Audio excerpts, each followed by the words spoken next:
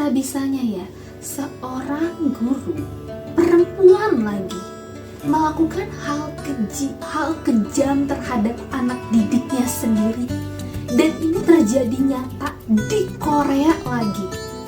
Jarang banget kan ya ada kasus di Korea, dan ini benar-benar nyata terjadi.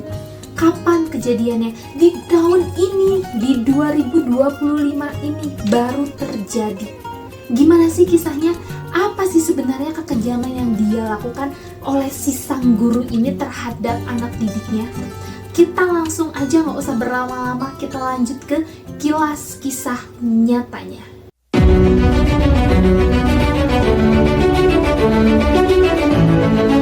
Di tahun 2024, tepatnya di bulan Desember kemarin, ada seorang perempuan, dia ini berprofesi sebagai guru dan dia itu seorang pengajar di salah satu sekolah.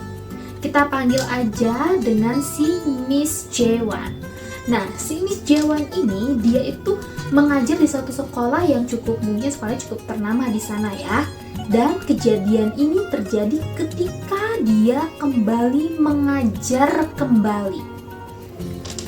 Kenapa kok bisa maksudnya mengajar kembali? Karena sebelum dia masuk kembali di 2024 ini, si Miss Jaewon ini dia itu mengambil cuti selama 6 bulan. Dia bisa mengambil cuti itu kenapa? Karena dia merasa dia terlalu depresi sehingga dia tidak bisa mengajar siswa-siswanya. Setelah dia merasa aku lebih baik, aku sudah bisa mulai mengajar, kembalilah dia mengajar dan datang ke sekolahnya. Seharusnya setelah dia sembuh sakit, dia berperilaku baik, tetapi tidak dengan si Jaewon ini. Dia ini malah mengajak ribut salah satu guru, dan bahkan dia juga menampar si guru itu. Tidak dijelaskan lebih rinci kenapa si Jaewon ini bisa ribut dengan si salah satu guru yang ada di sana. Setelah kejadian itu, akhirnya kepala sekolah memutuskan, udah Jaewon, lu gak usah deh, lu gak usah ngajar lagi, lu gak usah ngajar dulu. Lu tuh belum tenang, kejiwaan lu tuh masih terganggu, lu tuh masih depresi. Udah sekarang gini aja, kamu ambil cuti lagi aja selama 6 bulan. Kita gak apa-apa kok, kita ngerti kalau kamu emang mau ambil cuti lagi selama 6 bulan. Tentunya hal ini ditolak sama si Jaewon. Jaewon ini merasa, enggak, aku udah baik-baik aja, aku tuh udah sehat, lihat aku udah sehat secara jasmani, secara rohani pun aku sudah sehat. Jaewon berkata seperti itu. Tetapi tentunya si kepala sekolah ini tidak kehabisan akal, karena kepala sekolah ini tidak mau kalau anak-anak didiknya ini yang lain mengalami kekerasan oleh si Jaewon ini.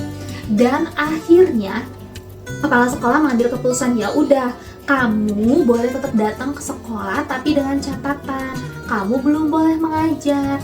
Kamu tempatnya jangan bareng sama guru yang lain. Dikhawatirkan nanti kamu akan ribut sama guru-guru yang lain seperti kejadian yang kemarin. Dan akhirnya si Jaewon ini pun terpaksa dia memindahkan semua barang-barangnya ke kantor si wakil kepala sekolah atau si kepala sekolahnya ini. Dia duduk di situ tanpa mengajar. Jadi dia datang tiap hari tuh ke sekolah tuh, tapi hanya untuk say hello aja. Tidak ada hal yang dilakukan dia selain melihat anak-anak muridnya. Dan hal ini yang membuat si Jaewon ini semakin depresi. Dia merasa mungkin, kok gini, kok aku nggak boleh mengajar, aku mau mengajar, aku udah sehat, kenapa nggak ada yang percaya sih? Mungkin Jaewon berpikiran seperti itu. Sehingga suatu siang hari, kurang lebih di tanggal 10 Februari 2025 ini, si Jaewon pergilah keluar saat lagi istirahat nih. Yang lain pada makan, semuanya ya makan di kantin. Si Jaewon ini dia keluar dari sekolah. Dan kebetulan banget nih, di dekat sekolahnya itu dia itu ada satu warung ya. Mungkin kalau di sini mah kayak warung kelontong ya, atau warung Madura kayak gitu. Dia datanglah ke sana. Dia datang ke sana, dikira kan mau beli makan. Enggak, dia nggak beli makan. Buat apa itu? Apa itu makanan buat si Jaewon? Tidak, dia membeli apa? Dia membeli sebilah pisau. Iya, Jeon membeli sebilah pisau. Dia sumputkan pisau itu ke dalam bajunya saat dia datang ke sekolah. Dia sembunyiin itu si pisaunya. Akhirnya setelah jam pulang sekolah berdering, teng, tong.